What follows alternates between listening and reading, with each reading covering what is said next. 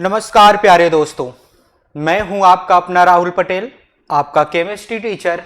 आप सभी का स्वागत करता हूं आपके YouTube channel green world publication पर।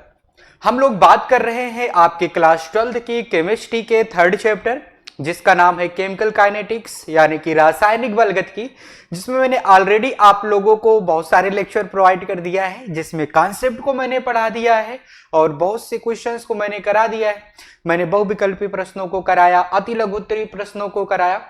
आज हम लोग बात करने जा रहे हैं विस्तृत उत्तरीय प्रश्नों की, जो 5 मार्क्स का होता है। तो आप लोगों को फोकस के साथ बैठना है। मेक श्योर करिए कि अपने साथ कॉपी और पेन लेकर बैठे, ताकि कॉन्सेप्ट जो भी आते जाए उसको नोट डाउन करते जाएं। और जो भी मैं क्वेश्चंस कराने जा रहा हूं बहुत ही इंपॉर्टेंट क्वेश्चंस हैं और सिलेक्टेड क्वेश्चंस हैं, जो कि रिपीटेड वे में आपके बोर्ड एग्जाम में पूछे जाते हैं। ठीक है ना? तो ज्यादा टाइम ना वेस्ट करते हुए आज हम क्लास को स्टार्ट कर लेते हैं। चले, ध्यान दीजिएगा।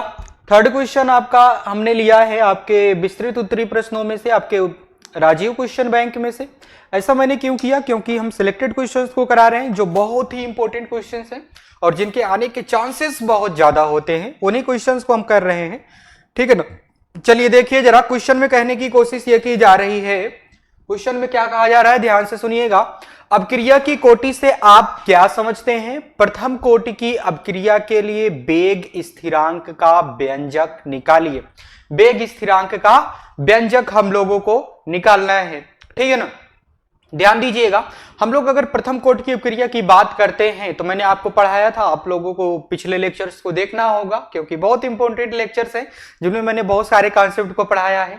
अगर हम प्रथम कोटि की अपक्रिया की बात करते हैं तो प्रथम कोटि की अपक्रिया ऐसी अपक्रियाएं होती हैं जिनमें जितना सांद्रता में हम परिवर्तन करते हैं उतना ही परिवर्तन उसके अपक्रिया के दर में होता है।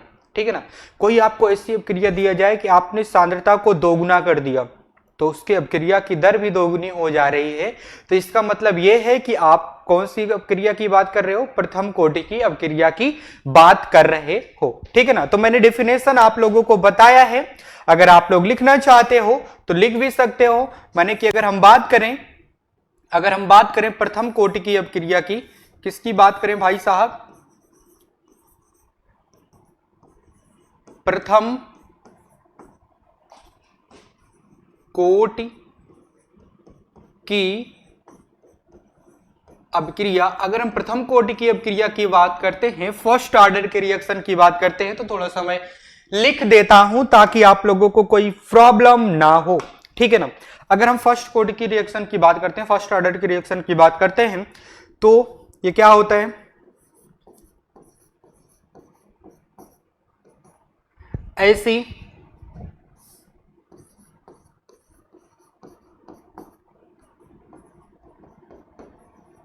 अभिक्रियाएं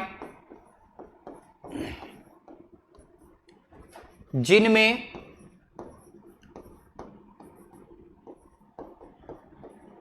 सांद्रता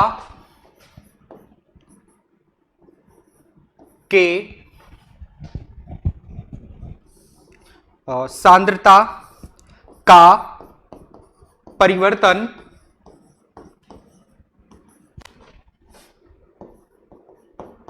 अभिक्रिया दर के परिवर्तन के बराबर हो।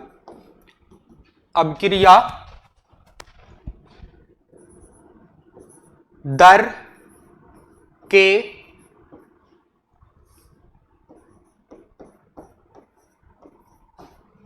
परिवर्तन के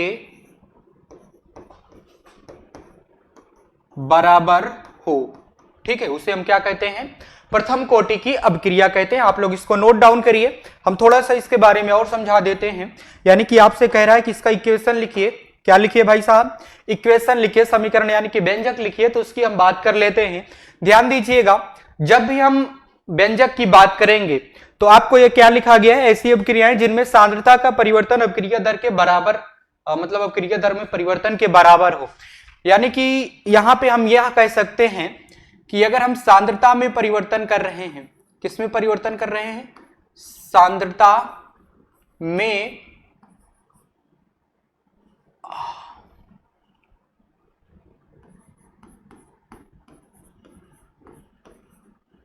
परिवर्तन इज डायरेक्टली प्रोपोर्शनल टू, यानी कि अनुक्रमानुपाती होता है, किसके अनुक्रमानुपाती होता है? अपक्रिया दर के। या फिर हम यहां पे लिख सकते हैं अपक्रिया का दर में परिवर्तन, अपक्रिया के दर में परिवर्तन इज डायरेक्टली प्रोपोर्शनल टू सांद्रता में परिवर्तन। ठीक है ना, दोनों बातें सेम है। ठीक है कि नहीं? ठीक है, ठीक है, आप उसको नोट डाउन कीजिए। तो हम आगे बढ़ते हैं।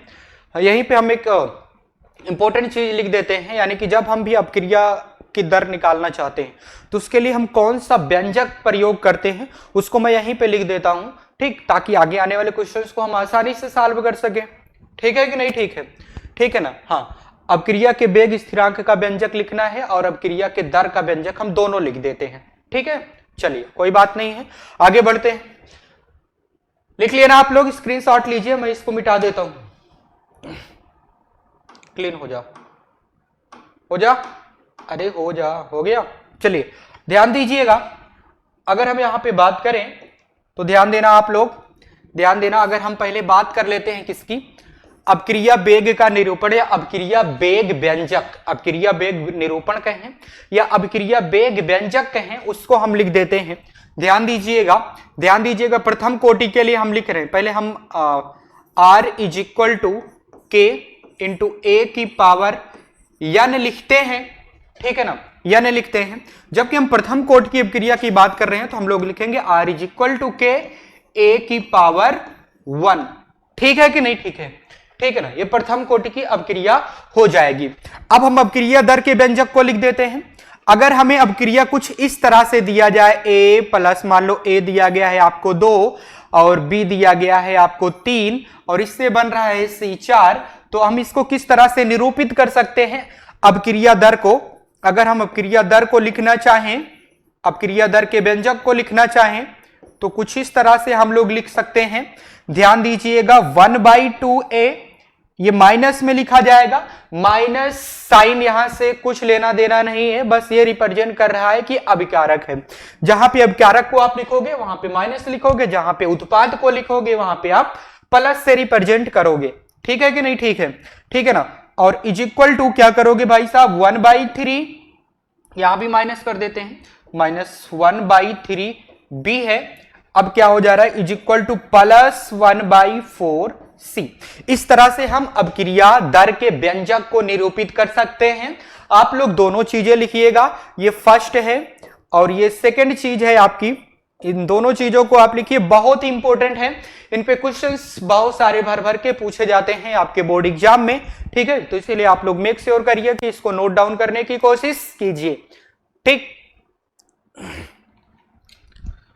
क्या यार तुम भी गिर जाते हो।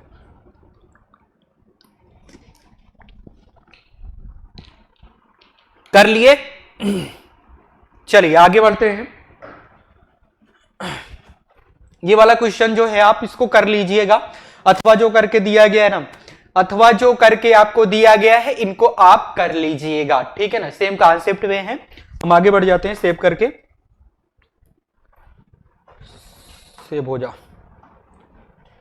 Next question, 4th number question है, ये बहुत ही इंपॉर्टेंट क्वेश्चन है जो कि आपके 2023 वाले एग्जाम में पूछा गया था और 2024 में आने के चांसेस इसके बहुत ज्यादा ही है।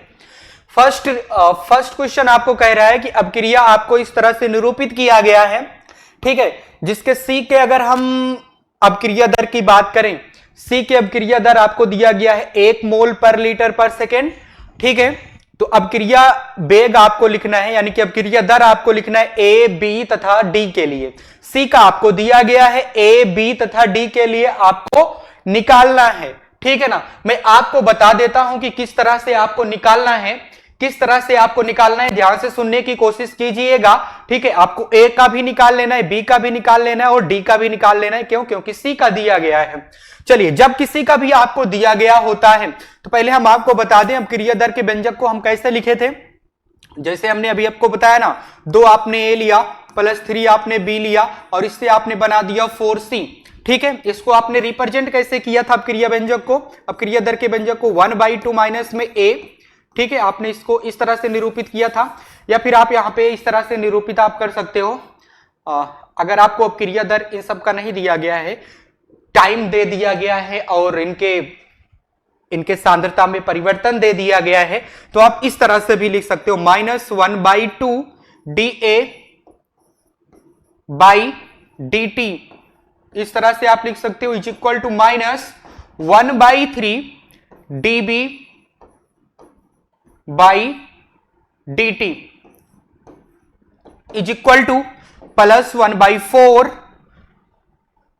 क्या लिखोगे, dC बाई dt। ठीक है ना, मैंने आपके सामने ये प्रस्तुत कर दिया है। ठीक है, अब इसको कैसे हम लोग सॉल्व करते हैं, इस पे अगर क्वेश्चन आ जाता है तो हम कैसे सॉल्व करते हैं, जो कि आपको क्वेश्चन दिया गया है 4th का फर्स्ट, उसको हम लोग सॉल्व करते हैं। ठीक है, चलिए आप लोग इसको नोट डाउन कीजिए, बहुत ही इंपॉर्टेंट पॉइंट है ये। कर लिए? हाँ, आ जाइए जरा सेव करते हैं। सेव करने के बाद हम इसको क्लीन कर देते हैं। जब हम क्लीन कर देंगे तो हम इसको सॉल्व करेंगे। आ जाइए जरा, किसका दिया गया है, दिया किसका गया है, दिया गया है आपको ए का। किसका दिया गया है भाई साहब, ए का दिया गया है। ए के लिए अगर हम बात करना चाहें तो ए के लिए हम क्या लिखेंगे भाई साहब, ए के लिए हम क्या लिखेंगे, देखिए जरा, ए क्या है, अभी कारक है माइनस, कितना लिखेंगे भाई साहब, 2 है तो 1/2। ठीक है, ए कितना दे रखा है आपको, एक मिनट, ए का नहीं दिया है, सी का आपको दिया गया है। हाँ, सी का दिया गया है, हम ए का फाइंड आउट कर लेते हैं, dA बाई dt। ठीक है, अब यहां पे किसको इक्वल में करना है, इक्वल में करना है उसको जिसका दिया गया है। दिया किसका दिया गया है भाई, मतलब दिया किसका गया है, सी का दिया गया है ना। हाँ, तो सी का कर लेते हैं, लिख लेते हैं यहां पे, सी का कितना है आपका 1/2। अच्छा, माइनस वगैरह हटाओ यार, वैसे तो जरूरत होता नहीं कभी इसका, बस वही रिप्रेजेंट करता है कि अभिकारक है या उत्पाद है, इतना ही करता है। 1/2 इंटू कितना दे रखा है आपको, 1 मोल पर लीटर पर सेकेंड आपको दे रखा है, 1.0 लिख देते हैं, 1 मोल ही है, 1 मोल पर लीटर पर सेकेंड आपको दे रखा है। ठीक है कि नहीं, ठीक है। अब आपको फाइंड आउट किसका करना है, आपको फाइंड आउट करना है ए का। अब तो आप इसको सॉल्व कर सकते हो, ये जो सवाल आपके सामने बन गया ना, जो आपके सामने समीकरण बन गया है, इससे आप ए का तो निकाल ही सकते हो।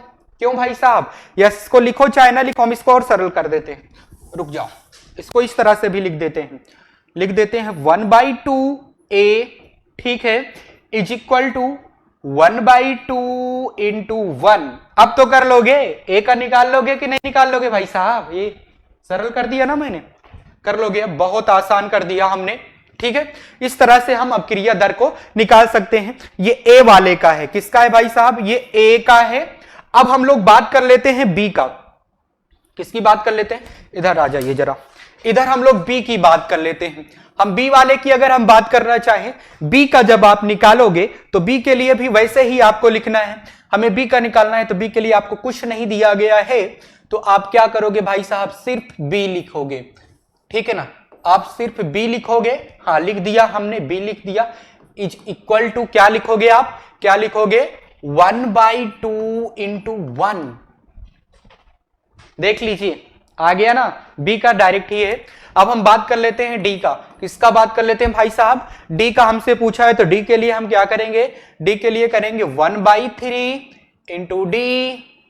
ठीक है, इज इक्वल टू क्या करेंगे, सी के लिए आपको दिया है तो सी का लिख दो 1/2 इंटू 1। कर लोगे ना आप, क्या कर लोगे, क्या नहीं कर पाओगे, क्यों यार, कर लोगे ना, हाँ अच्छी बात है, कर लोगे। चलिए सेव करते हैं, सेव करते हैं, तो सेकंड वाले पार्ट की हम लोग बात कर लेते हैं। ठीक है ना, अच्छा सेव करते रहिए, थोड़ा सा मुझे पानी की आवश्यकता पड़ती है यार, मैं बहुत पानी पीता हूं, क्या करूं, चेहरे पे निखार लाना है ना, 10 साल बाद शादी भी तो करना है।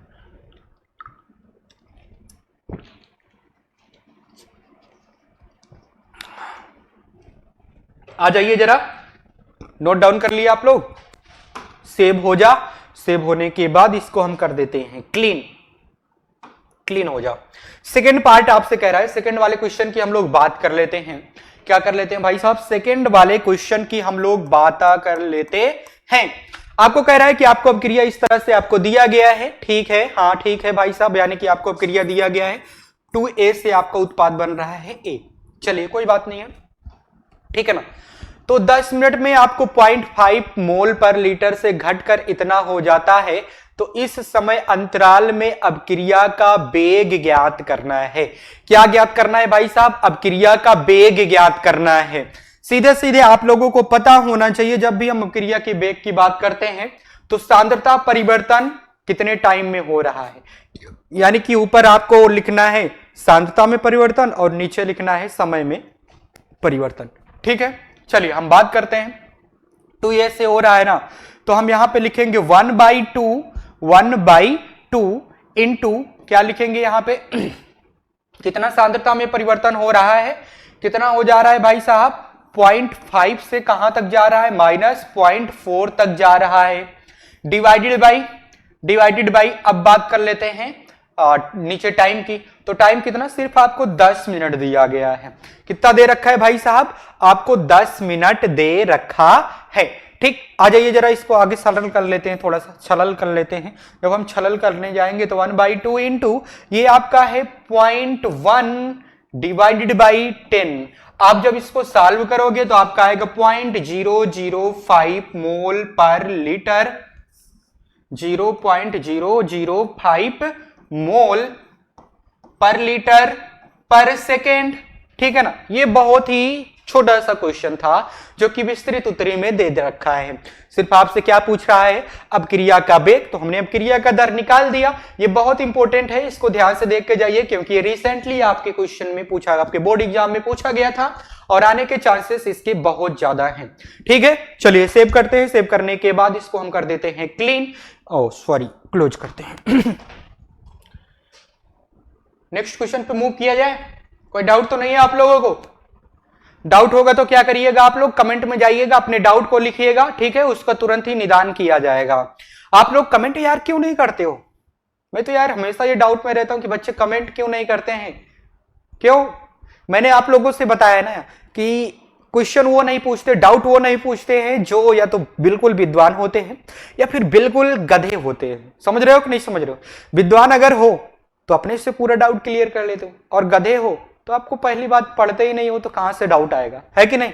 पढ़ाई किया करो, बोर्ड एग्जाम आपका नजदीक है, कोई 3-4 महीने है, जो भी है ये टाइम आपके लिए बहुत है, सफिशिएंट टाइम है। इस टाइम में आप अपने आप को बूस्ट कर सकते हो। कैसे बूस्ट कर सकते हो? आप अपने ग्रीन वर्ड पब्लिकेशन चैनल से जुड़ करके, ठीक है ना, क्योंकि क्वेश्चंस के साथ साथ आपके कॉन्सेप्ट पे भी ध्यान दिया जा रहा है। आ जाइए जरा।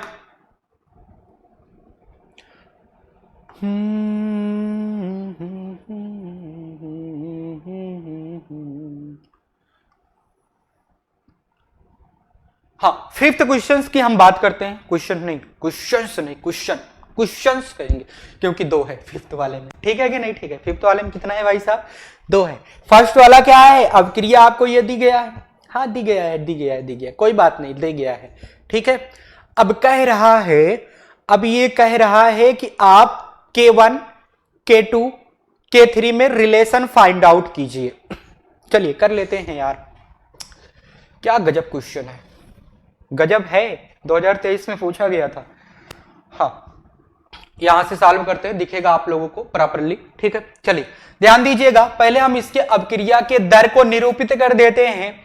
कैसे निरूपित करेंगे? ध्यान दीजिएगा, यहां पे हम लिखेंगे क्या लिखेंगे भाई साहब? 1 है तो 1 इंटू क्या लिखेंगे भाई साहब? हम क्या लिख देंगे? dN2O5 divided by dt। ठीक है कि नहीं? ठीक है, इज इक्वल टू क्या करेंगे? 1/2 dNO2 डिवाइडेड बाई dt। ठीक है कि नहीं? ठीक है, इज इक्वल टू इसके लिए क्या लिखेंगे? 1/2 है तो 1/1/2, तो ये हो जाएगा सीधे सीधे 2 इंटू क्या हो जाएगा ये? DO2 by dt। ठीक है ना, मैंने ये आपका अभिक्रिया दर का निरूपण कर दिया है। क्या आप लोगों को विजिबल है? अरे इतना तो कर ही सकते हो यार, वैसे भी इसकी जरूरत नहीं है। इसके स्थान पे हमको ये दे रखा है, इसके स्थान पे हमको क्या दे रखा है? ये दे रखा है, यानी कि आपको इसका वैल्यू कितना दे रखा है? K1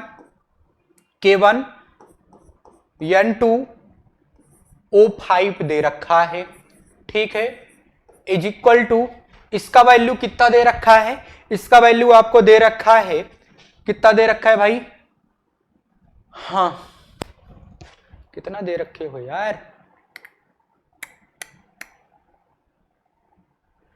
एक मिनट, मैंने उसको नहीं लिखा क्या, लिख देते हैं डायरेक्ट यहीं पे, रुक जाओ फिर से कर देते हैं।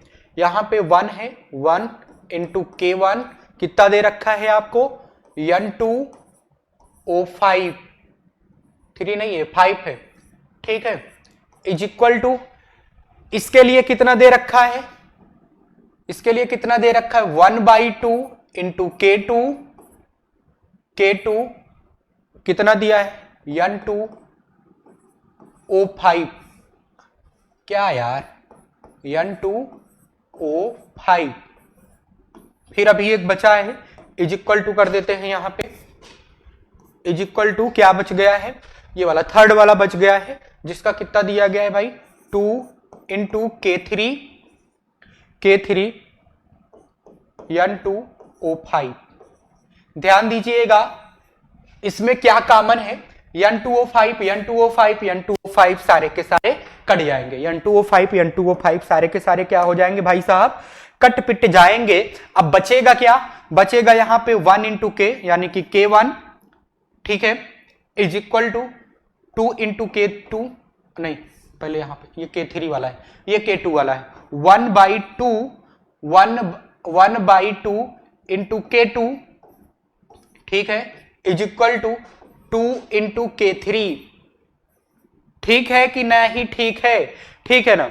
अब चलिए अगर हम इसको 2 से गुणा कर देते हैं, क्योंकि 1/2 नहीं, हमें एक बराबर संख्या लानी है, अगर हमें बराबर संख्या लानी है यानी कि एक कंप्लीट नंबर लाना है, तो इसको हम 2 से गुणा कर देते हैं, 2, जब 2 से गुणा करेंगे यहां पे तो 2 K1 हो जाएगा, इज इक्वल टू, ये हो जाएगा आपका 1 चाहे लिखो चाहे ना लिखो, हो जाएगा K2 इज इक्वल टू, यहां पे आप करोगे तो ये हो जाएगा 4K3, ठीक, ये आपका रिलेशन निकल के आ गया है, यानी कि संबंध आपका स्थापित मैंने कर दिया है। इसको आप प्रॉपरली नोट डाउन कीजिए या फिर स्क्रीनशॉट लीजिए, ये आपके ऊपर डिपेंड करता है। हम अगले पॉइंट पे यानी कि अगले वाले क्वेश्चंस पे हम लोग मूव करते हैं, ठीक, सेव कीजिए या फिर स्क्रीनशॉट लीजिए, आपकी मर्जी, मैं आपको टाइम देता हूं, आप इतने में कुछ भी कर लीजिए, 5 सेकंड का टाइम दे रहा हूं, 5 सेकंड में मैं पानी पी लेता हूं।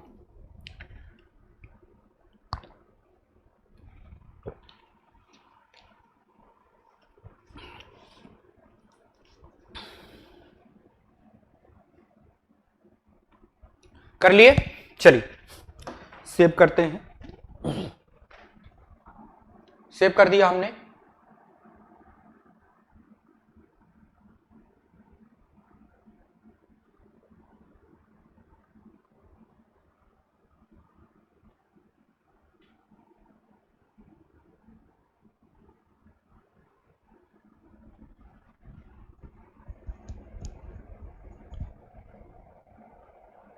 यार वहां पे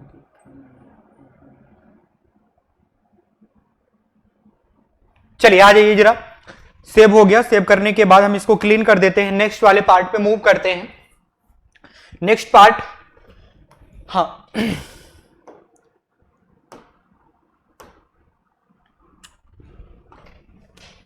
यहाँ जाओ, नेक्स्ट, अरे यार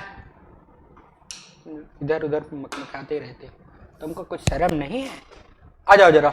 हाँ, नेक्स्ट क्वेश्चन है, किसी अभिकारक के लिए एक अभिक्रिया प्रथम कोटि की अभिक्रिया है, चलिए कोई बात नहीं है, तो अभिक्रिया का वेग किस प्रकार प्रभावित होगा यदि अभिकारक की सांद्रता को दोगुना कर दिया जाए, ठीक है, ये कहानी सुनिए, इस पे कुछ नहीं लिखना है, ठीक है, मुझे कुछ नहीं लिखना है, बस कहानी सुनिए ध्यान से, समझ रहे हो कि नहीं समझ रहे हो, मैंने इसके पहले ही जो क्वेश्चन आया था पहला वाला उसी को मैंने सॉल्व कराया था, वही सेम क्वेश्चन है, एक प्रकार से आप समझ सकते हो, ठीक, सेम कॉन्सेप्ट पे है, ठीक। अगर आपको प्रथम कोटि की अभिक्रिया दिया जाए, क्या दिया जाए, प्रथम कोटि की अभिक्रिया दिया जाए, तो मैंने आपको याद हो तो प्रीवियस लेक्चर में मैंने आपको पढ़ाया था, जाके आप पहले पिछले लेक्चर्स को देखिए यार। मैं क्यों कहता हूं बार बार पिछले वाले लेक्चर्स को देखिए, क्योंकि यार उसमें मैंने बहुत सारे कॉन्सेप्ट को पढ़ाया है, बहुत से क्वेश्चंस को भी मैंने करा दिया है, ठीक है। ऐसे आप मिस करते रहोगे तो आपको दिक्कत हो जाएगी, ठीक। तो आपको कोई दिक्कत ना हो इसलिए आप क्या करिए, मतलब क्या किया कीजिए आप लोग पहले जो भी आपको लेक्चर प्रोवाइड कर दिए गए हैं उनको आप प्रॉपर वे में देख कर आए, तभी आपको लेक्चर्स आपको समझ में आएंगे, ठीक है कि नहीं, ठीक है। ऐसा नहीं कि आ गए बस बैठ गए हैं, कुछ ना कुछ तो नौटंकी दिखाया जाएगा, तो ऐसा नहीं है यार। आप पढ़ाई कर रहे हो, ठीक है, पढ़ाई को मजाक में नहीं लेना है, बल्कि पढ़ाई करते हुए उसमें थोड़ा सा मजाक आ सकता है। अब ऐसा नहीं कि मजाक कर रहे हो तो उसमें पढ़ाई इन्वॉल्व कर दो, नो। आप पढ़ाई कर रहे हो, थोड़ा बहुत आप मजाक मस्ती कर सकते हो, समझ रहे हो कि नहीं समझ रहे हो, जरूरी है नहीं तो आप बोर हो जाओगे, ठीक है ना, ठीक है। बाकी आप लोग जब भी पढ़ाई करो तो एकदम ऐसा पढ़ाई करो, डीप एकदम चले जाओ, मतलब कि आप ऐसा नहीं कि बीच बीच से आप लेक्चर देख रहे हो बस आपको समझ में आ जाएगा, ठीक है ना, आपको ऐसा कभी नहीं होने वाला है। आपने प्रॉपरली जो भी लेक्चर आपको दिए गए हैं, जो भी कॉन्सेप्ट आपको समझाया गया है, सारा कुछ आप समझ के आओगे तभी आपको समझ में आएगा, ठीक है। चलिए ज्यादा बातें नहीं करते, क्वेश्चन पे आ जाते हैं। आपसे कह रहा है कि आपको प्रथम कोटि की अपक्रिया दिया गया है। प्रथम कोटि की अपक्रिया का मतलब यह होता है कि आपने जितना सांद्रता में परिवर्तन किया है उतना ही अपक्रिया के दर में परिवर्तन होगा, ठीक है ना। यानी कि आपने जितना सांद्रता में परिवर्तन कर दिया उतना अपक्रिया के दर में भी परिवर्तन होगा। माने कि सांद्रता में परिवर्तन अनुकर्मानुपाती होता है अपक्रिया के दर में परिवर्तन के, या फिर आप लिख सकते हो अपक्रिया के दर में परिवर्तन is directly proportional to the सांद्रता में परिवर्तन। और आपको सांद्रता में परिवर्तन किसके देखना है, अभिकारक की सांद्रता में परिवर्तन। समझ रहे हो कि नहीं समझ रहे हो, समझ रहे हो ना। यानी कि अब सांद्रता में परिवर्तन और अपक्रिया के दर में परिवर्तन बराबर होते हैं प्रथम कोटि की अपक्रिया के लिए। और जब हम शून्य कोटि की अपक्रिया की बात करते हैं, आप सांद्रता में परिवर्तन करो, अपक्रिया की कोटि में कोई परिवर्तन शून्य कोटि की अपक्रिया के लिए आपने सांद्रता में परिवर्तन किया, अपक्रिया की दर में कोई परिवर्तन नहीं आएगा। आपने अपक्रिया के दर में परिवर्तन किया, सांद्रता में कोई परिवर्तन नहीं आएगा। यानी कि सांद्रता में परिवर्तन और अपक्रिया की दर में परिवर्तन दोनों एक दूसरे से स्वतंत्र होते हैं। किसके लिए, शून्य कोटि की अपक्रिया के लिए। प्रथम कोटि की अपक्रिया में दोनों पैरेलल चलते हैं, माने कि आपने सांद्रता में परिवर्तन जितना किया उतने ही परिवर्तन आपके अपक्रिया की दर में आएंगे, ठीक है। आप द्वितीय कोटि की अपक्रिया की बात करते हो। द्वितीय कोटि की अपक्रिया क्या होती है, आपने सांद्रता में परिवर्तन किया, ठीक है, आपने सांद्रता में परिवर्तन, मान लो आपने सांद्रता को 2 गुना कर दिया, कितना कर दिया, 2 गुना कर दिया, ठीक है। तो अपक्रिया के दर में क्या परिवर्तन हो जाएगा, उसके वर्ग के अनुक्रमानुपाती हो जाएगा। यानी कि आपने 2 गुना परिवर्तन किया तो उसका जो वर्ग बनेगा उसका अनुक्रमानुपाती हो जाएगा किसका, अपक्रिया के दर में परिवर्तन। समझ रहे हो कि नहीं समझ रहे हो। अगर हम अपक्रिया के द्वितीय कोटि की अपक्रिया की बात करते हैं तो सांद्रता में परिवर्तन इज अनुक्रमानुपात, मतलब is directly proportional to the किसके वर्ग के, मैं उल्टा बोल गया क्या यार, फिर से सुनो। अगर हम द्वितीय कोटि की अपक्रिया की बात करते हैं, ठीक है, तो अपक्रिया के दर में परिवर्तन is directly proportional to the सांद्रता में परिवर्तन के वर्ग के, यानी कि सांद्रता में परिवर्तन के स्क्वायर के। समझ रहे हो कि नहीं समझ रहे हो। अरे लिख देते हैं यार। अगर हम द्वितीय कोटि की अपक्रिया की बात करते हैं, अपक्रिया के दर में परिवर्तन